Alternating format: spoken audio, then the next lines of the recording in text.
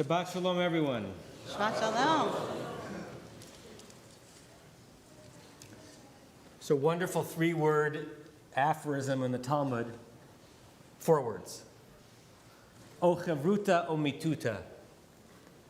Either you have friendship, colleagueship, people with whom you can really share your life, your anxieties, your aspirations, your challenges, or you have death. It's a stark, ancient aphorism, but it's apt. And I experience that, its presence, and when I experience its absence profoundly. I don't know what I would do in my life and my work without my friends for sure, but I really don't know what I would do without my colleagues. However much everyone here thinks they know what it is to be a rabbi, you don't until you've done the job. Just like I can't possibly fathom what it's actually like for you to do the work that you do. It's possible to have respect and honor and kavod for another person's chosen path, but it's other rabbis in the field who experience versions of what we go through that make that pathway more passable. And I am in treasured relationships with colleagues across the denominational spectrum, across the geographic spectrum, and we give one another support and counsel and always a listening ear. I had a conversation with a colleague this week who was going through a challenging leadership moment. When I mention the situation to you about what the moment is, you're going to have reactions to it because it's a charged issue. Some of you are going to feel very, very strongly that the issue should have been resolved one way. Some of you are going to feel very, very strongly that it should have been resolved the other way, I'm guessing. And I'm bringing it up not to tease you, but I'm not bringing it up for the issue itself. Not that the issue isn't worthy. There might be other moments for us to explore that. I'm bringing it up to explain the intensity of what the colleague was facing and trying to make a decision. But it's a big issue. What's the issue? The rabbi serves in a community where there's one primary kosher bakery that provides the cookies for Oneg Shabbat and the chalot for shul and for the day school and for the nursery school. The obvious choice for those synagogues who want to have a kosher pastries and food at their shul. And what's the conflict?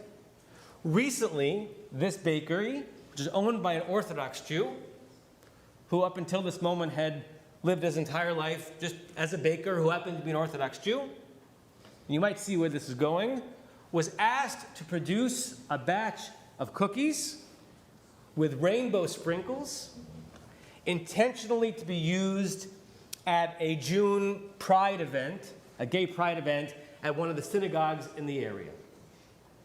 This is a bakery that sometimes does make rainbow sprinkle cookies anyway. There was something else about the request, I don't know the details, that made it clear that this baker was being asked to produce cookies that would be used at a Jewish pride event, that for this baker went against his understanding of Torah and his religious principles. The backlash, and this is reminiscent of the case that went to the Supreme Court recently, was intense in this Jewish community. You can imagine, members of perhaps the more liberal communities, but not only liberal communities, saying, what a travesty. How dare someone refuse to make a cookie that has colorful sprinkles on it?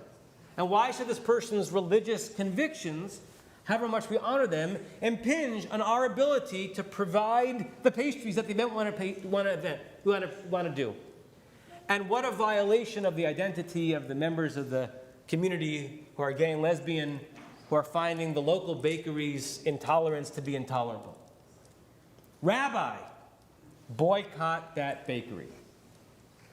I want you to make your public statement that you will never agree to allow any food from that bakery into our synagogue. Consider it treif, as unkosher as the stuff that would have been bought from a bakery that used lard in its baking. And you had strong voices on the other side. Is a person of faith not permitted to live out his or her values and to do his or her professional life without being asked to violate them? A boycott is a very powerful instrument.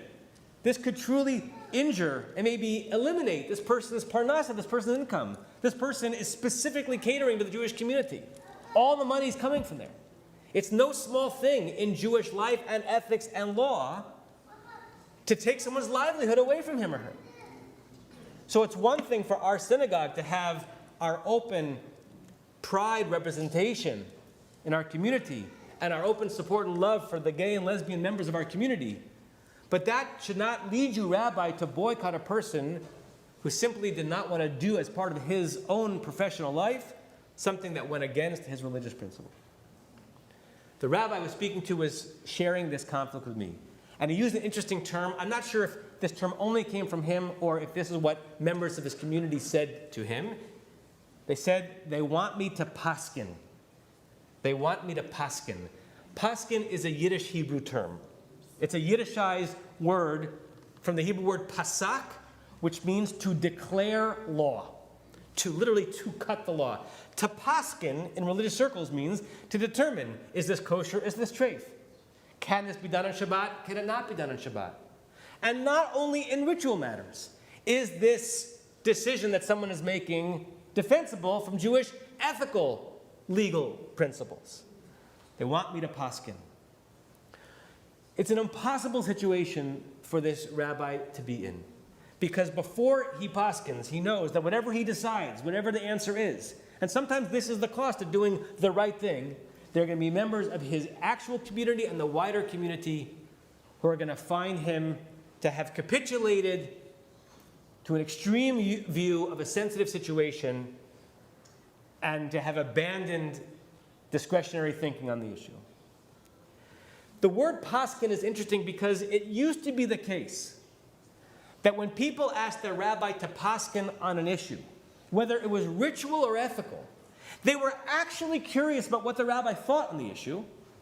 It was not a litmus test to make sure the rabbi was or was not still in the person asking the question's worldview. If the rabbi was asked a question about whether or not this is permitted or prohibited, whether this can be done or cannot be done, it was not for centuries a test whether or not that person would still warrant being the asker's rabbi given the answer. We actually want to know, what is the rabbi's read of Jewish law and Jewish principles so that we can act accordingly. Oftentimes in the modern era, asking the rabbi to rule on an issue, to take a stand on an issue, is asking the rabbi, hoping that the rabbi agrees with the stance you would have taken on the issue, which is very different than wondering curiously, what is this rabbi's read of what Jewish law and Jewish ethics have to say on the issue? It is different terrain than it used to be. That's challenging. Taking a stand has always been something that people of principle have been asked to do in their life and their work. And taking a stand emerges from many places in our tradition, including from Parshat Re'eh, and from a section of the Parsha that Ben already taught us about. In the opening lines of the Parsha, where God tells the Israelites that I'm placing before you a bracha, a blessing, a klala, a curse, it seems to be a very stark binary decision. This way is okay, this way is not. On that verse, the Italian commentator Rabbi Ovadia Sforno, who lived in the 1500s, basically reads that verse as God telling the Jewish people, don't be a wishy-washy people. Don't stay in the pariv lane. In fact, the Sforno says, avoid doing what his sense of what all other nations do, whether he's right or not is not the point, and of hemming and hawing, refusing to take a stand for things that matter. Jews, he says, God is saying to you that this way leads to unimaginable blessing and abundance. This way leads to curses you can't possibly fathom. Choose the right way. There is always a right way to choose. Taking a stand is the essence of being a God-fearing Jew. A couple hundred years before Sforno lived a man who Sforno was very well aware of, who was both a halachist, a legalist, and a philosopher, and an ethicist and a physician, and Ben mentioned him in his Dvar Torah as well, and that was Maimonides. The Rambam wrote thousands of pages of Jewish law telling you what is permitted and what is prohibited in a given situation. He also wrote dozens of pages, including within his law book, about the demeanor and the character with which a Jew is supposed to go through his or her life. And he makes it very clear, be wary and be nervous and stay away from the extremes. Extremes in your character trait, extremes in your rulings, extremes in the people you identify with, extremes in your certainties. Stay in the center, Maimonides says over and over again. In the laws of human dispositions, Hilchot Deot, which are the second section of his enormous code of Jewish law, he says the following: the two extremes of each trait, which are at a distance from one another, do not reflect a proper path. Don't be deluded into thinking this way or this way is the proper way you should go. It's not fitting that a man should behave in accordance with these extremes or teach them to himself. If he finds that his nature or his decision-making leads towards one of the extremes or adapts easily to it, or if he has learned one of the extremes and acts accordingly, he should bring himself back to what is proper and walk in the path of the good. This is the straight path. And finally he says, Haderech HaYeshara, the proper path, hi midah benonit. It's the place that finds yourself in the middle. Shebechol de'ah v'de'ah mikol hadeot, sheyesh lo le'adam. In all the ways that someone can think and be and act and believe, it's the middle that God most wants you to be on. And this is the trait which is equidistant from either of the extremes without being close to either of them. How do we correlate the Sforno reading the Torah, saying that God demands of us to choose blessing and not curse every single time, and Maimonides adjuring us to be wary of those who are certain they are right, be wary of those who reduce complexities to simplicities, be wary of those who say that there's no place for a discerning, thoughtful person in the center of an issue. Rabbi Adin Steinsaltz, who was one of the great Jewish and intellectual thinkers in the last 100 years, who is singularly responsible for presenting the Talmud, our most important and very inaccessible and hard to read through text, to the highest number of Jews. He was also a philosopher in his own right, and he writes about this conflict. He doesn't mention Sforno in particular, but he writes about the conflict between those who say, have some courage, Rabbi, have some gut, have some strength of character to let people know what you think is right and what is wrong on the one hand, and the Maimonidean impulse to stay away from those extremes. And he quotes the Kotzker Rebbe, who was an important Hasidic Rebbe, who was known to have the opposite temperament of the Rambam, Maimonides. By the way, we don't know exactly how Rambam acted in his own life. We know how he told other people to act, but we don't have that kind of history from 900 years ago. But how Maimonides told other people to act was to be temperate and to be in the middle. The Kotzker Rebbe was famously on the edge. He was an angry rabbi. He spoke and he preached with fury. He called out injustices and prohibitions without nervousness that he was going to the extreme, because he felt that that kind of passion is what God demands of a religious person. And the Kotzker Rebbe has a critique of Maimonides. Rabbi Menachem Mendel of Kotzk was asked once why he is so extreme in his views and conduct. He took the person to his window, which opened to the street, and explained, you see, the two sides of the road are for human beings. Only horses walk in the middle. The Kotzker Rebbe thus defined the middle way, the average between the extremes, as the horse's path, the way animals walk. Men and women must choose one extreme or the other, or else they are but horses. It's a very powerful thing to reckon. You want to be a horse without a prefrontal cortex? walk in the center of the extremes, and no one will expect anything else of you. You want to be a man, you want to be a woman, you want to be a human, you want to be a leader, you want to be a rabbi, you want to be a teacher, you want to be an influencer. Don't be afraid to go to the very extreme that can only be defined as the right answer in every situation.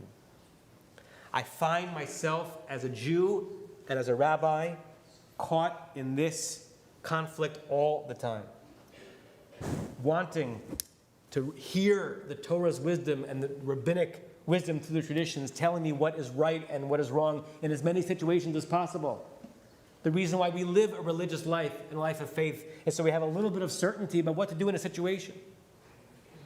And I want to continue to be a rabbi and a teacher and a leader for as wide a population of people as possible, and not ruin relationships with certainty that I might have doubts about soon after I rule. I don't want to be a horse, but I want to be a human being who finds a way to make the right decision in the most menschlich way possible. Rabbi Steinsaltz finds a way to synthesize the Kutzker Rebbe's extremism and Maimonides' temperate nature. And what he says is the following. The golden mean, what he refers to as Maimonides' approach, is not just the average between extremes. In fact, the golden mean is the merging of extremes. It is made for people who are full of true passion and great enthusiasm, people who can take both extremes together and who therefore constitute in their soul the inner merging of both extremes, the golden mean. In other words, it may be that when you come across someone who to you seems frustratingly in the middle of every issue, and you're quick to explain that to yourself as if the person is lacking principles. It may be that that person is awash in principles and awash in thought and seeing the wisdom of principles on both sides of an issue and is coming to a very intentional average rather than a flaccid one. A very value-based approach to a middle ground approach, as opposed to one that lacks devotion and study and conviction. I think the lesson is hovering out there for both the rabbis and the teachers and the leaders and the decisors of the world and the ones who are posing the questions. If you want to be a rabbi in this world, you better be prepared to take a stand every once in a while. That's going to upset some people. But that is a true representation of your understanding of what God, Torah, and the rabbinic wisdom says is right in that situation. But do it as Maimonides would have you do it, as a Mentsch, and recognizing that in making such a decision, people may be hurt. And that's the beginning of your engagement with them, not the end.